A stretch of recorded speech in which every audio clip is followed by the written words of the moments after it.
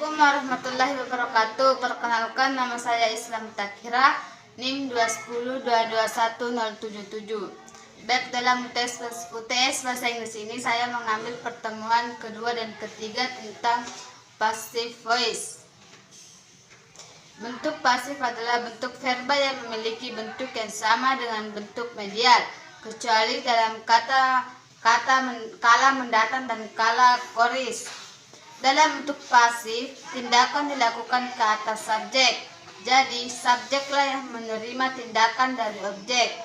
Adapun fungsi dari passive voice yaitu kalimat pasif atau passive voice digunakan untuk menunjukkan ketertarikan pada seseorang atau objek yang dikenal tindakan dan bukan seseorang atau objek yang melakukan tindakan. Jadi, hal atau orang yang terpenting akan menjadi subjek kalimat. Passive voice adalah jenis kalimat bahasa Inggris yang menekankan pada objek receiver of action, sedangkan kalimat aktif menekankan pada subjek atau pelaku kegiatan. Selain menitik beratkan objek, passive voice juga berguna sebagai pernyataan ketika subjek atau pelaku tidak diketahui dengan jelas ataupun menandakan bahwa subjeknya merupakan benda mati, karena fokusnya subjek dan objek dalam kalimat penggunaan pronoun serta kata kerja bentuk ketiga atau verb ketiga juga perlu dipahami. Yang pertama yaitu adapun rumus-rumus dan contoh, yaitu yang pertama rumus dan contoh passive voice yaitu simple present tense.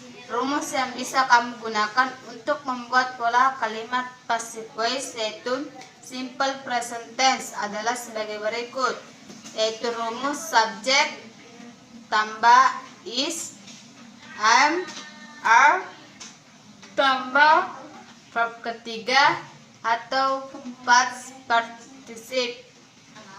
Contohnya yaitu Liana is allowed to wash the car by her father. Liana diizinkan untuk mencuci mobil oleh ayahnya. Yang kedua yaitu simple past tense, di mana rumus ini digunakan yaitu saat perbedaan signifikan dari rumus di atas adalah penggunaan to be-nya. Adapun rumus dan contoh pasifnya yaitu subjek tambah was atau were tambah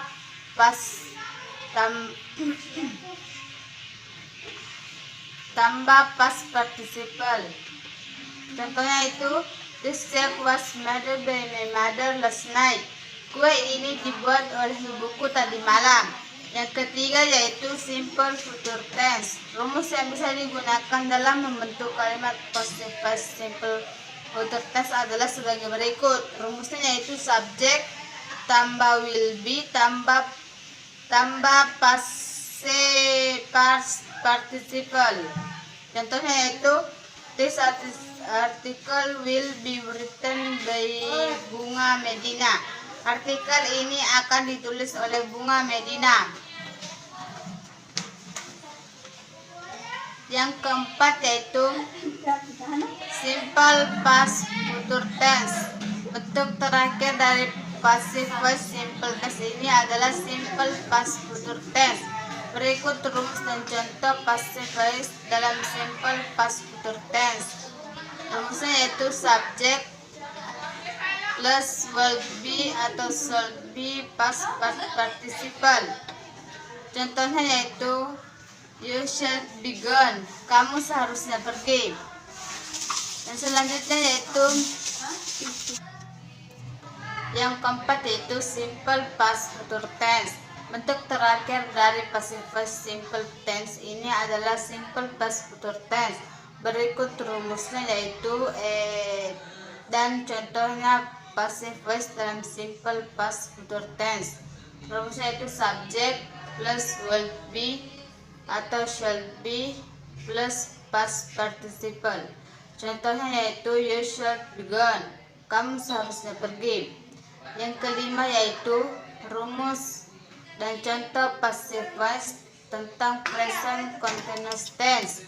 Bentuk dari passive voice continuous tense yang pertama adalah present continuous tense. Untuk membuat passive voice dari tense tersebut, kamu harus pahami rumus dan contoh di bawah ini.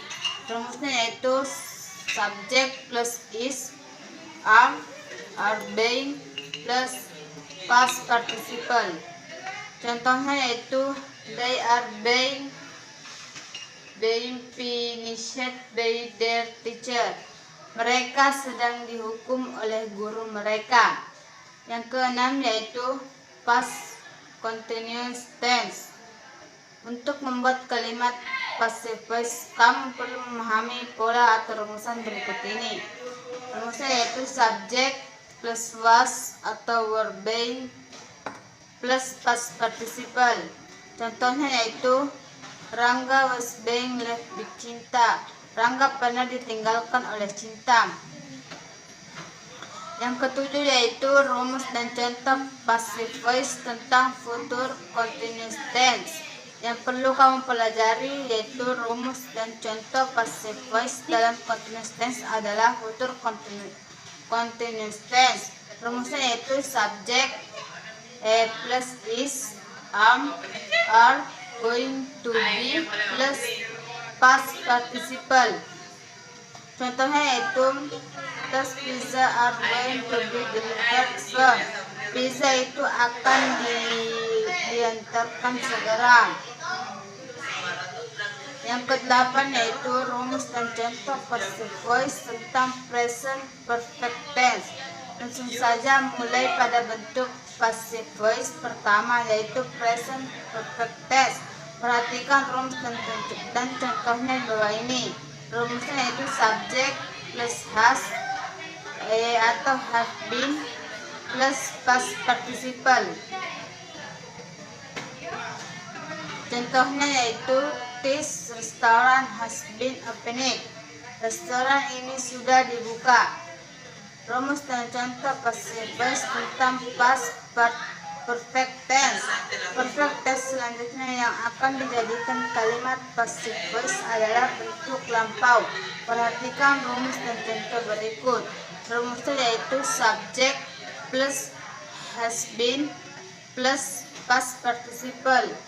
Contohnya yaitu I have been warned to stay away from this place.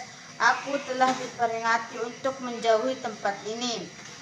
Yang ke-10 yaitu rumus dan contoh passive voice future perfect tense. Rumusnya yaitu subject plus will have been plus past participle. Contohnya yaitu he will have been moved to another class. Dia akan dipindahkan ke kelas lain.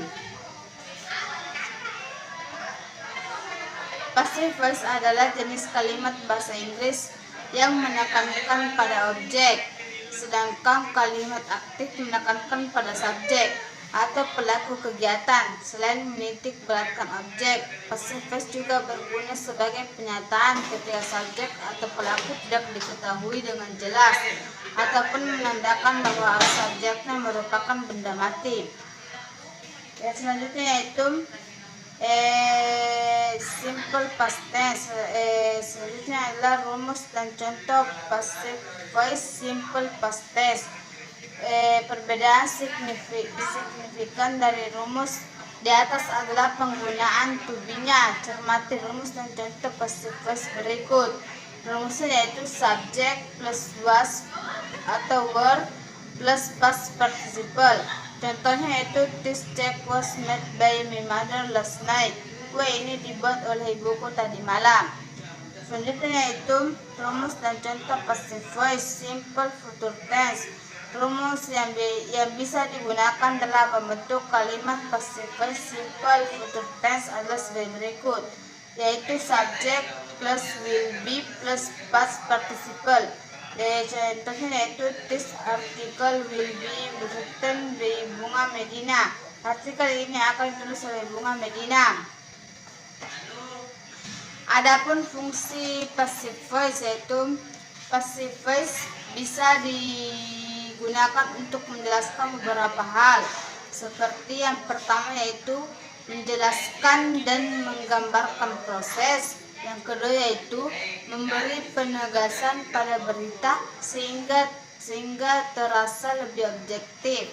Yang ketiga yaitu memberi pengantar dalam kegiatan yang lebih akademik atau formal seperti surat, laporan, esai, dan perkuliahan. Dari definisi di atas dapat dikatakan bahwa subjek kalimat pasif tidak melakukan aksi, melainkan menerima aksi. Misalnya dalam bahasa Indonesia, kata kerja menjadi awal di, seperti, disapu, disetir, dimakan, dan sebagainya. Cukup sekian yang bisa saya sampaikan, dan mohon lebihnya mohon maaf.